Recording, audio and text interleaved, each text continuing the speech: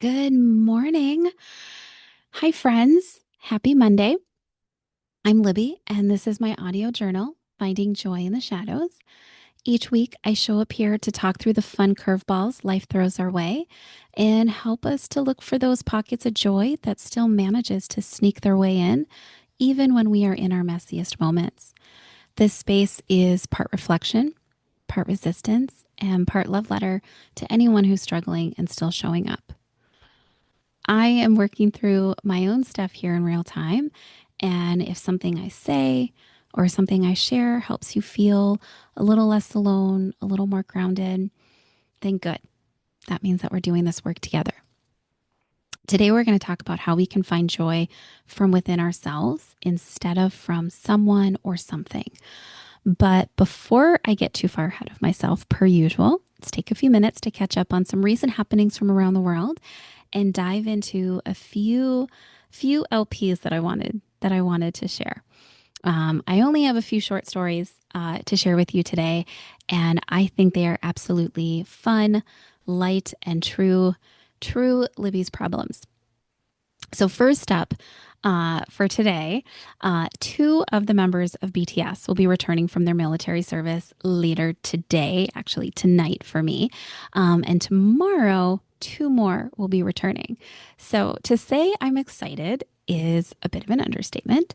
So, in honor of them coming back, Namjoon, Taeyong, Jimin, and JK, I am actually wearing one of my new Etsy arrival tees. For those of you not watching this on YouTube, the shirt simply says Bangtan with the number seven, meaning BTS is made of seven members, period, full stop. And I am such a sucker for all things Etsy. I'm new still to this BTS fandom, but I'm learning that it is extremely difficult to snag official BTS merch, like next to nearly impossible. And so Etsy has become my go to place for all things BTS related, from sweatshirts to t shirts and all that fun stuff in between. So that is happening today and tomorrow. Very, very excited. My ultimate bias, Suga, will be out next week. So looking forward to that one as well. And I'm truly trying really, really hard not to let my excitement show too hard, but I know I'm failing. And so I know, my bad. What else? So J-Hope has his finale performances taking place in Seoul later this week. And even though I already saw his show in Chicago, I did have to purchase the virtual package, not just for the first night, but also for the second night, because let's face it, I'm certain there will be surprises and probably many guest appearances. And so not only did I want to relive watching the fun I had watching the show the first time, but I also didn't want to miss out on any of the appearances and surprises either. So, okay, thought I would get that out of the way. Just lead with my Korean boys, so I can like calm and focus on the other stuff that I was going to share. Um, okay. So the other day, I came across this headline that said something like rescuer responds to panicked call about injured dog and finds an abandoned tiger instead. So naturally, right, when you see a headline like that, it's intriguing. And so, of course, I had to click on it.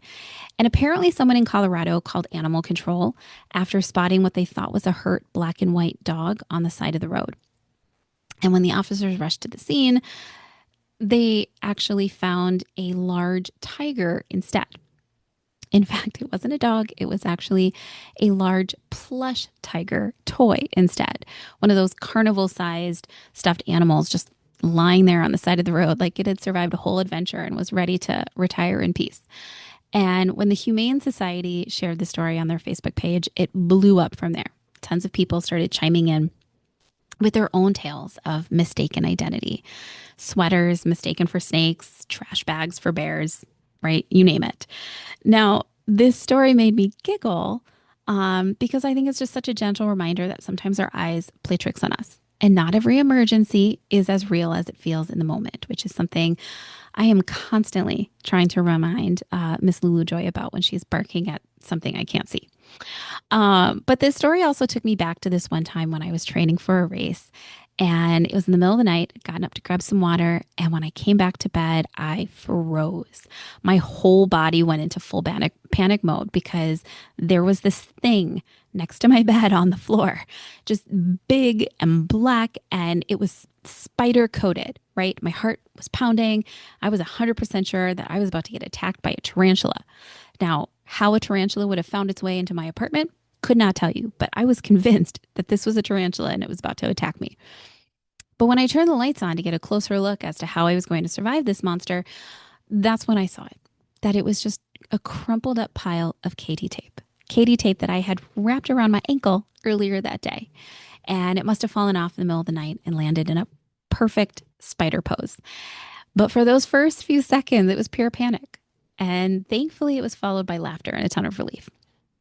So kudos to those officers for handling the stuffed animal with care. And shout out to anyone who's ever been tricked by a rogue sock or a shadow or some tape on their floor. So I see you. Okay. So speaking of keeping with the theme of keeping things light, this next story just makes me smile. It's playful, it's sweet, and it keeps bringing way more joy into my life than I expected it would. So there's a new plush toy obsession taking over the internet, and it's not a squishmallow or a jelly cat. And I know that because every time I kept searching for what this thing was called, Google kept asking me, "Do you mean a squishmallow? Do you mean a jelly cat?" And I knew right away, no, that's not what it is, but this is what I'm looking for.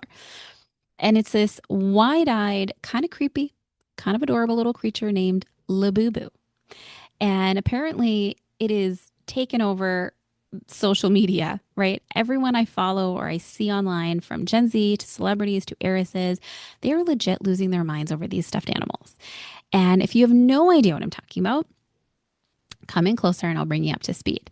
So Labubu started out as part of a children's book series from Hong Kong called The Monsters. But now these little elf goblin looking things have become a full on fashion statement. People are collecting them, trading them, clipping them to their bags like it's 2002 all over again, and Tamagotchis just dropped. And I have to say, in researching these little guys, I have to give major snaps and props to the marketing team. They're selling them in these blind boxes, so you don't know which one you're getting at the time of purchase. And that mystery element has people going full on Pokemon Hunter to find these things. It's been fun, but a little chaotic to follow. I have to say, my own bestie, Jessie, is even obsessed with these little guys. But honestly, I have to say, the amount of happiness that spread across her face when she found some on keychains at a fair we went to a few weeks back, it was an instant serotonin boost. I still don't fully get the appeal of these little guys, but the love that the world has for them right now, it's kind of adorable. It's given me like flashbacks to those Tickle Me Elmo or Beanie Baby days, complete with people legit stampeding one another through the stores trying to get their hands on one. So be careful out there. I did learn from Jessie that you can actually buy them online and then you do get to pick which one you want. She didn't tell me how much those are. She just said those are a little bit more expensive than the retail ones. So I don't know where she found them. But if you don't want to get run over by someone running to the toy aisle at your nearest store, then you can also buy them online and then you get to pick the one you want. So then you're not fighting over which one you might get. Okay, so those were just some of the topics or LPs that were on my radar last week. I'll have more in next week's episode. But as always, I've got my iced coffee in hand. Lulu Joy is at doggy daycare today, so hopefully not too many background noises or opinions from behind me. So if you're ready to get started, then I'm ready to get started. For the rest of our time today, I want to talk about how we can find joy from within, from the inside out, without always needing to rely on external stuff or other people to feel whole. Now, I get it. We just spent a few minutes talking about these fuzzy toys making a whole lot of people feel happy. And yeah, I will always find a way to mention my favorite serotonin source right now, which is BTS. Because let's face it, life is hard, especially right now, especially with the weekend that we just got through. If you've been checking the news or anything on social media right now. And so if something light or weird or sweet brings us joy, then I say soak it all up. That joy is still real, it still counts, and it makes life more fun. Being happy, feeling joy reminds us we're still alive. But what happens when these kinds of joys fade or goes away or is no longer strong enough to carry us through the hard stuff? Because as many of you know by now, if you've been with me from the beginning, I recently found myself in a place where I had to figure out how to find a source of joy that wasn't tied to distractions or other people or whatever was happening outside of me. I needed to find a kind of joy that didn't depend on a good day or a good mood, a joy that didn't hinge on whether someone texted me back, and one that didn't fall apart when everything got quiet. That's what I want to share with you today, how I found joy from the inside out. Now, not going to lie, I was actually inspired to talk about the importance of finding joy from the inside out after reading story after story about the so-called male loneliness epidemic. At first, I honestly thought it was kind of a joke. Like, is this really a thing? But the more I looked into it, the more I realized, unfortunately, yeah, it's real. And it's only getting harder for a lot of people out there. Now, just to be clear, I am not a therapist. I'm not here to diagnose anyone or hand out quick fixes. But what I can do is share what's helped me, how learning to find joy within myself gave me the confidence to stop outsourcing my happiness, and how it gave me the freedom to stop depending on other people or outside things to feel okay in my own life. First off, for those of you who are maybe a little new to this topic or this whole conversation, welcome. I'm glad you're here. But before we go any deeper, let's check in with my homegirl, Mrs. Google, to make sure we're all on the same page here, especially with a topic as intricate as this one. Now, according to Mrs. Google, the male loneliness epidemic is a growing societal concern around the increasing isolation and disconnection men are experiencing. It's marked by a decline in social connections, trouble making and maintaining friendships, and they are at a higher risk of mental health issues like depression and suicidal ideation. In other words, this is a pretty darn serious thing. But I think the term loneliness can be a bit misleading. I don't think this is just about men being sad or feeling sad because they can't find a girlfriend or a wife. I think it goes way deeper than that. From where I'm standing, it looks like a lot of these guys are being encouraged, coached even, to not just disconnect emotionally, but to disconnect from their own humanity. And I think that's left many of them feeling disconnected from who they really are, from their vulnerability, from their softness, from the spaces where they might have once felt safe enough to be themselves, to be real.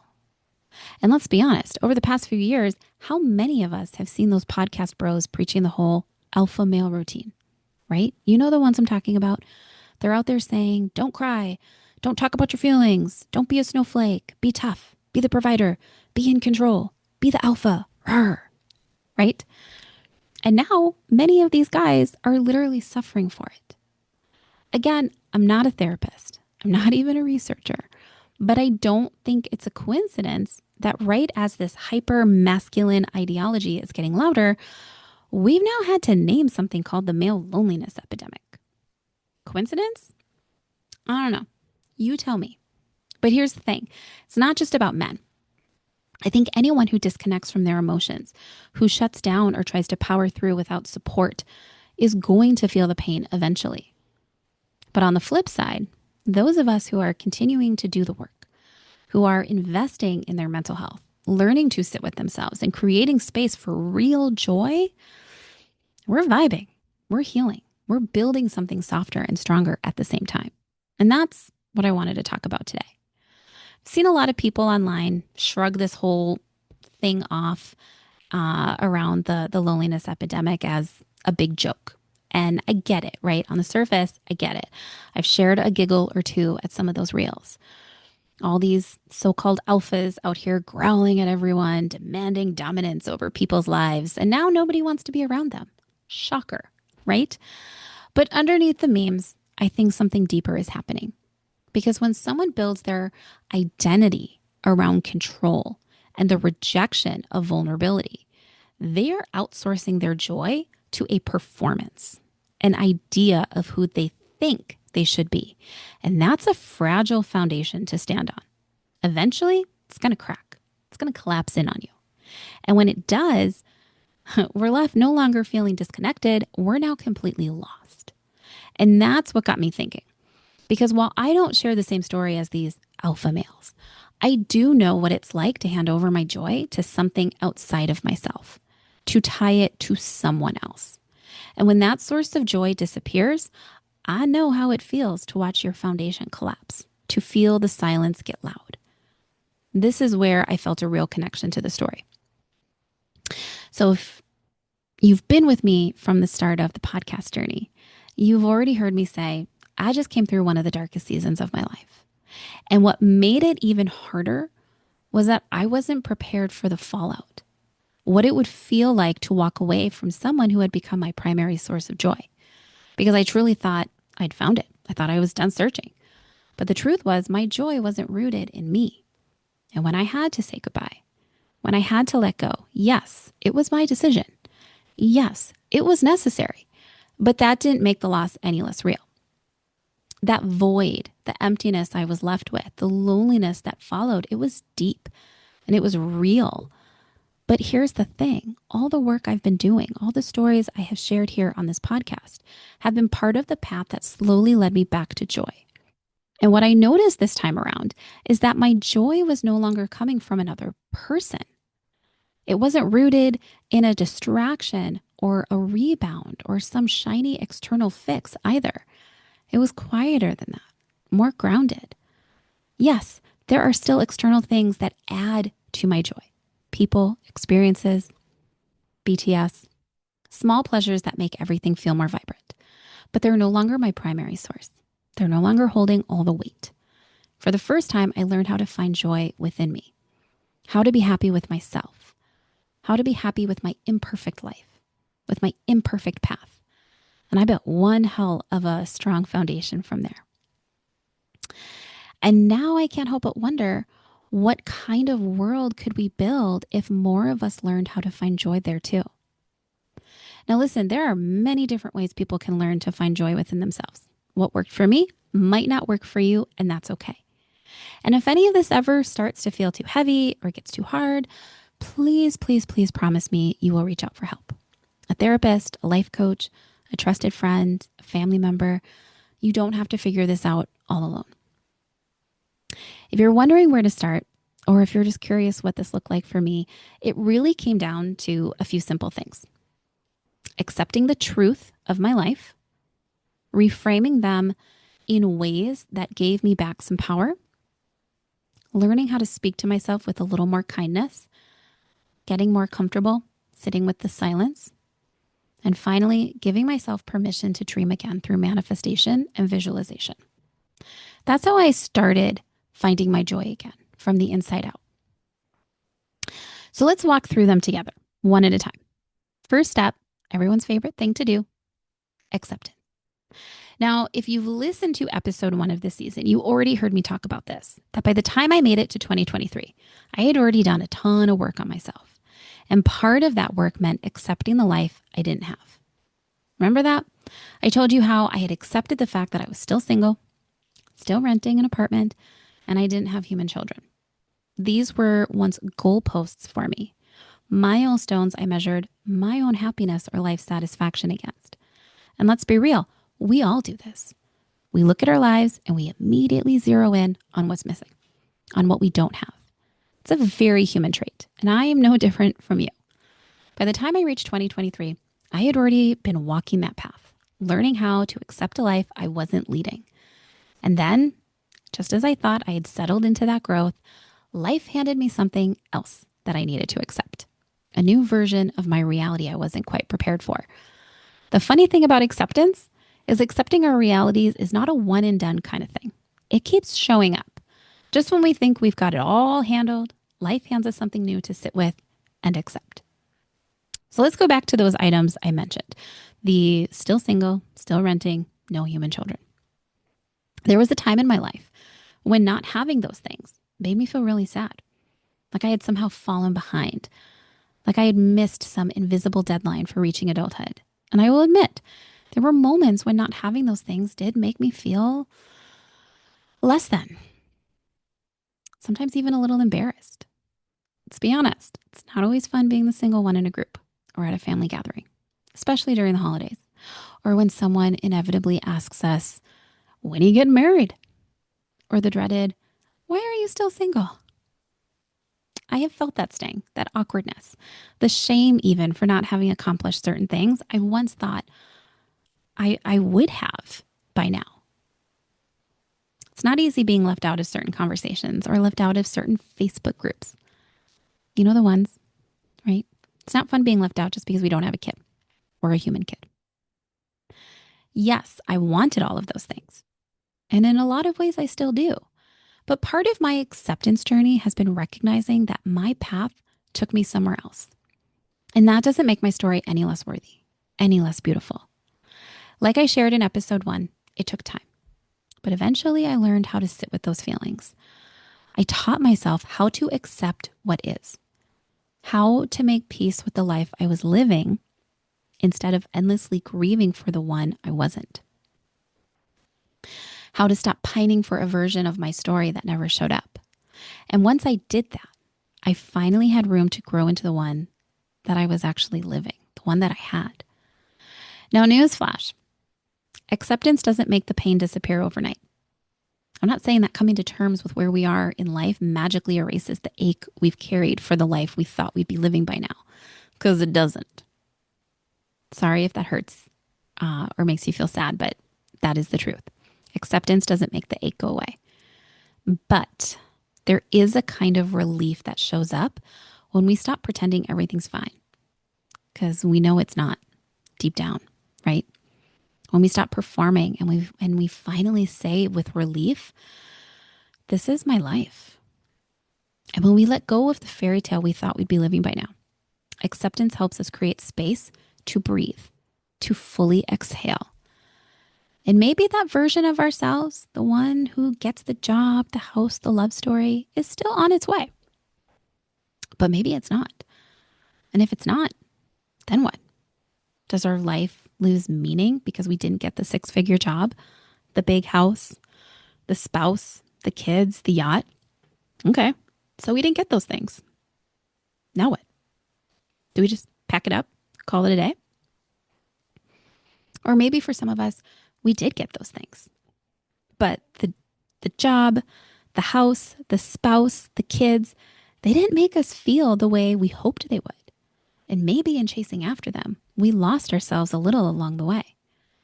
Maybe after all that striving, we find ourselves looking up and feeling like just another number in a giant system. And now life feels mundane, like we're just going through the motions, feeling powerless, unseen, unimportant. So for some of us, we don't have those things. And for others, maybe we do, but they didn't give us the sense of completion we thought they would. Okay, so now what? Again, do we just pack it up and call it a day? Acceptance is where we state things matter of fact. Acceptance is about statements without the feelings, without dressing it up. It's about being able to say out loud, this is my life. For me, when I found myself sitting in all that darkness last year, this meant saying out loud my truths. This is my life. I am 45 years old, still single, still renting. I don't have human children. And I am once again rebuilding myself from the ground up. Acceptance is not about self-pity. It's not a cry for help either. It's just speaking our truth out loud and saying it plainly without apology or spin. This is where I began to put things back in order. Because once I could name those truths, those facts without flinching, I could finally start running from them. Acceptance isn't about giving up on what we wanted. It's simply about learning how to focus on what is right in front of us so that we can start to build towards something from here, something that keeps us in the light. Because joy, it doesn't just live in the life we hoped for. It's also hiding in the one we already have. Acceptance is the reckoning, the quiet grief. It's where our healing begins. not from chasing more, but from learning how to live with what we have right now. And maybe we're not living the best version of our lives yet because we haven't built it yet. And this is where how we speak to ourselves starts to matter. This is where my coaching with Amy came in. She taught me how to rephrase the things I was telling myself, not to deny the truth of them, but to help me reclaim a little power in how I said them. Not power over the outcomes, but power over how I carried them. In keeping with the examples from a few minutes ago, I remember one session where I told her, I'm just really sad I'm not going to know what it feels like to be a mom. And yeah, that's a heavy one. It's a heavy thing to say. But Amy is so good. She never rushed past my feelings. She didn't try to fix it. She didn't offer silver linings or cliches or tell me I was being too emotional or that I needed to man up. Instead, she would gently pause and say, how can we reframe this in a way that gives you some power back? It's a different approach, right? How can I reframe this that gives me power back over what I just said? So I would sit quietly and think. I remember going through a mental list of what I did have: my nieces, my nephew, my fur babies. Eventually, when I was ready, I amended my original comment to, I'm feeling sad that I haven't had the experience of being a mom to my own human children. Did you hear that small shift? That shift, acknowledging the feeling without sealing it as the whole truth, that created space for something new to show up in my life. Because when I let myself look beyond what I didn't have, I could finally start seeing what was already here. I am a mom. I have been a mom, just not in the traditional way. I have shown up for my nieces and nephew in deeply maternal ways. I have poured love, protection, presence, and joy into their lives. And I've mothered my fur babies, first with my little man Potter, and now with my current little girl, Lulu Joy. I've mothered them with that same softness, that same intention all moms carry. So no, maybe I didn't become a mom the way I once imagined I would, but my path has still allowed me to be a mom. And that still counts. And when I learned to phrase things this way, yes, it takes work to walk through life rewording our narratives we've been telling ourselves for so long. But when we learn how to take the sting out of our own story, when we trade even a thread of shame for a sliver of power, that, my friend, changes everything. This is how I started to reframe my story. It wasn't easy, and it's taken time to work through all of it, but it helped. And while finding new language gave me power over the way I spoke to myself, it wasn't the only kind of self-talk that helped me find my way back to joy. I want to introduce you to a term that might entirely only exist inside my own story. I'm not entirely sure this term exists anywhere else. But it's been one of the biggest stepping stones I encountered along my healing journey. And it's what I call learning how to sit with the silence. Now, when I say the silence, I don't mean the kind of quiet we experience when we finally have the house to ourselves and can curl up on the couch, binge watching our favorite shows. The silence I'm referring to is a different kind of quiet. The silence I'm talking about, it's not peaceful. It's not soft. And it's not the kind of quiet we crave after a long day either. No, this is a different kind of silence. It's the silence that shows up when all the distractions fall away. When the person we used to call can no longer be reached. It shows up when the to-do list is empty. The house is clean. Notifications have stopped. And we're just left sitting alone with ourselves. The moment we finally have a moment to breathe, that's when the silence creeps in and reminds us how alone we really are. At first, it feels like a void, like we've fallen into something bottomless. But here's the truth I've come to learn about the silence. It's not empty. It's not even quiet. It's actually quite loud in there, painfully loud. It's full of our own fears, our shame, our anger, our grief, all the emotions we've tried so hard to outrun or to numb. It's all those inner monologues we've kept at bay. Every thought we've muted with busyness. It's the sadness we never made space for. The anger we swallowed to keep the peace. The shame we buried beneath gold stars and productivity. The grief we kept tucked into the corners of our chest. The beliefs we've carried about our self-worth or our failures, they rise up uninvited and demand to be looked at. The silence is where all the unresolved parts of our story come to speak to us. And they do not whisper, they shout over and over again, especially in those moments where we're just trying to rest or catch our breath for the smallest of moments.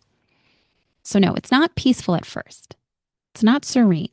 It's disorienting, agitating. It can feel like emotional vertigo, like our world is tilting on its axis and we're just trying to stay upright. And the first instinct is to run, to distract, to fill our days with just enough noise to keep the silence at bay. But here's where it shifts. When we stop trying to drown it out and instead we choose to stay. When we stay long enough to listen, to hear what it's really trying to say. That's where our healing takes the next step. And I'll be honest, at one point, I remember asking myself, is the silence trying to take me down? Why does it keep showing up? Is it trying to keep me stuck in the darkness, surrounded by all this ache? And what I've come to believe is ultimately no. I don't believe the silence has an ulterior motive. It's not the villain standing in the way of our healing. It's not here to punish or break us. If anything, the silence is simply holding on to everything we've been trying not to feel. It's simply the container for every fear we've buried, every truth we've delayed, every version of ourselves we've avoided.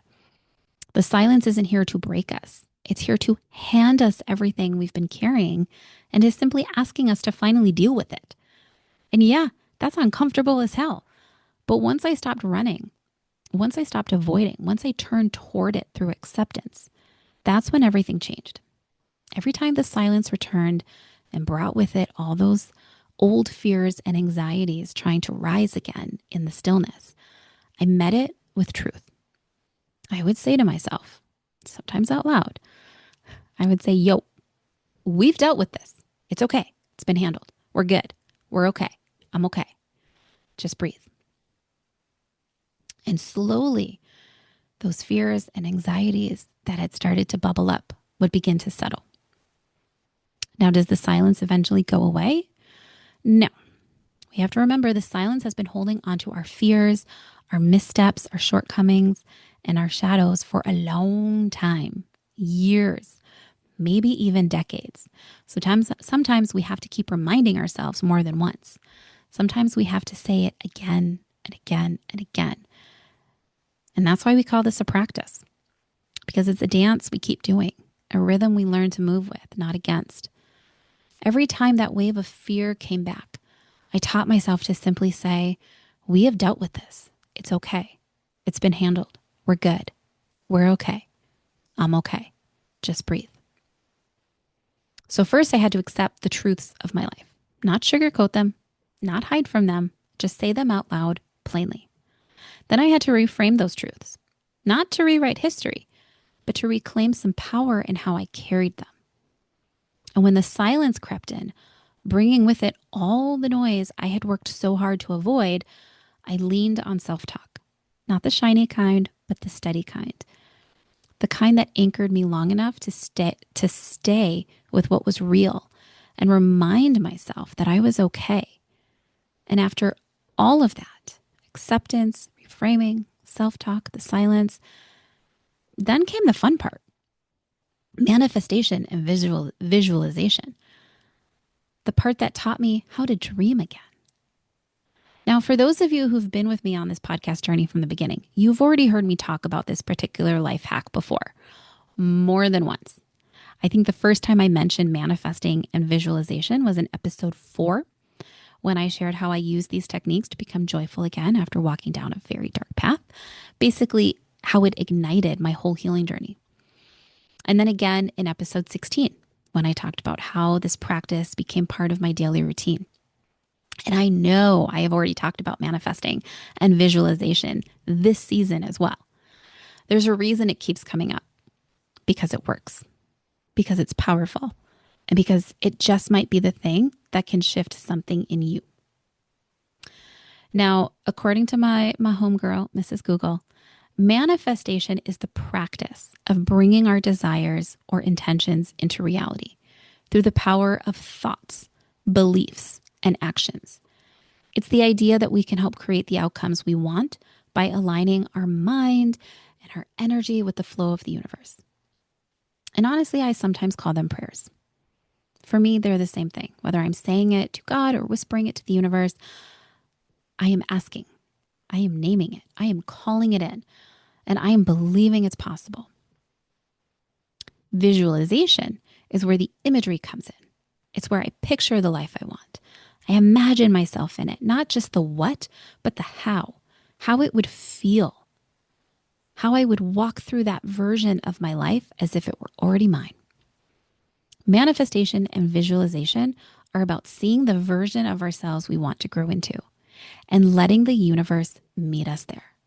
It's not about calling in a new car or a house. It's about calling ourselves home. It's about aligning with the energy of joy before the external proof shows up. So how do we actually start doing this? Well, for starters, you don't need a vision board. You don't need candles or crystals unless you want those things, because let's face it, the crystals are pretty. You don't even need a 10-step morning routine like I have either. What you do need is a quiet moment and a willingness to imagine. Start simple. Picture something that brings you peace, a version of yourself that feels grounded, joyful, safe.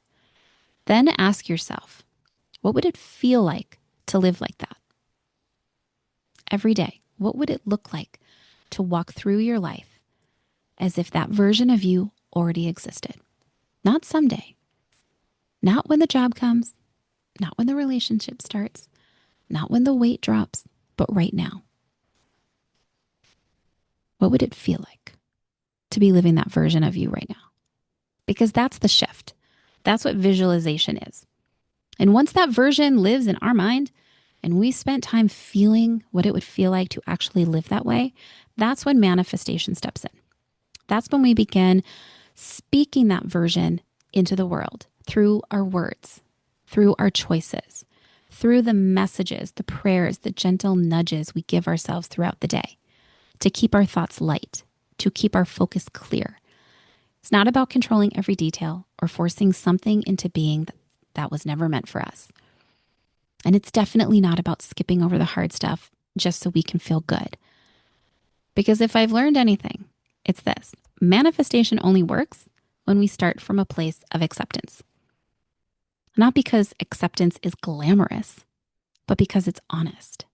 If we're still at war with our own reality, we can't clearly see what we want, let alone move toward it.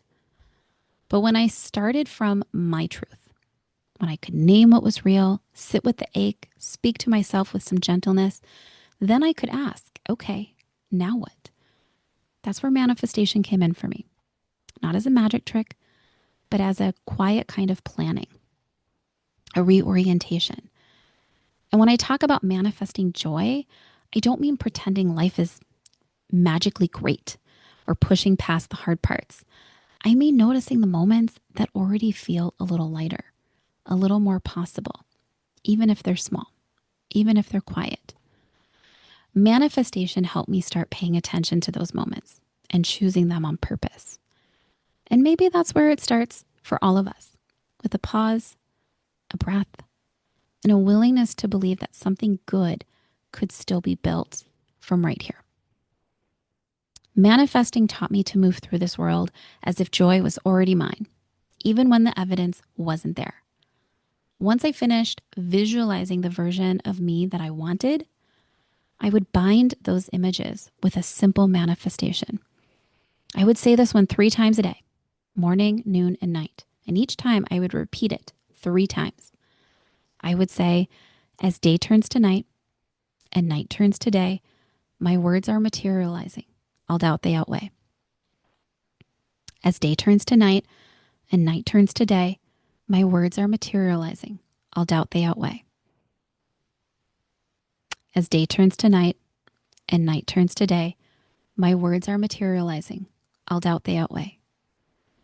For me, This is how I began to invite joy back into my life from the inside out.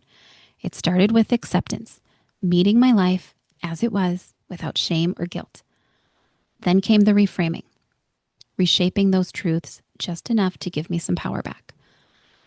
After that, self talk, steady and gentle, helped me clear space inside the silence where all my old baggage had been stored. And finally, manifestation and visualization helped me remember how to dream again.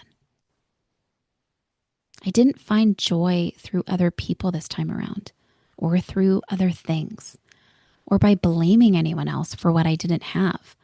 I found it by turning inward, by becoming my own source of joy and happiness, by accepting my life for what it was, by learning how to sit with the silence even when it scared me, by speaking to myself with kindness over and over again, and by letting manifestation and visualization show me a path forward, one that felt warm and true, a path shaped by happiness, love, light, and a version of me I actually wanted to live inside. All of these steps helped me make peace with the life I was already living. And from that peace, I started to notice what had been there all along, the good, kind, caring people already surrounding me, the milestones I had already reached, and those moments of hurt or anxiety when my brain tried to convince me I wasn't enough because I didn't have this or that. Or when I did it to myself, measuring myself against some invisible KPI I thought I should have hit by now. Yeah, when we look at our lives through that lens, of course it hurts. But using all of these tools together helped me quiet that noise. It helped me block out the negative self-talk. It helped keep those other voices from sneaking in as well.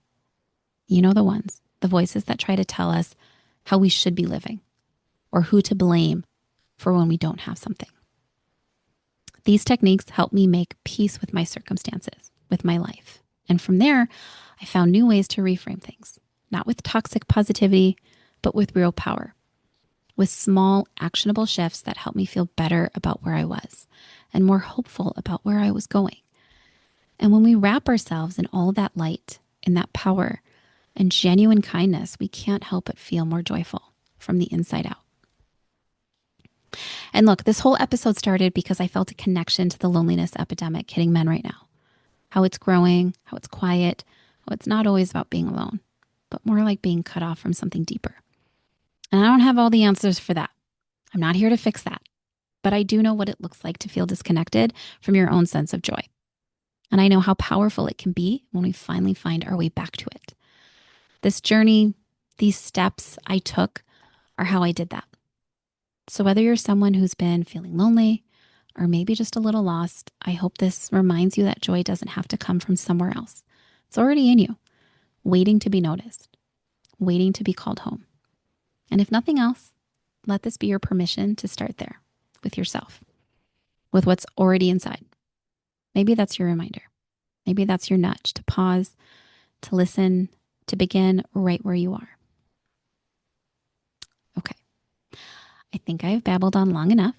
As always, we will add to this next week. Remember, what we water grows. So let it be joy. Let it be truth. Peace out, friends.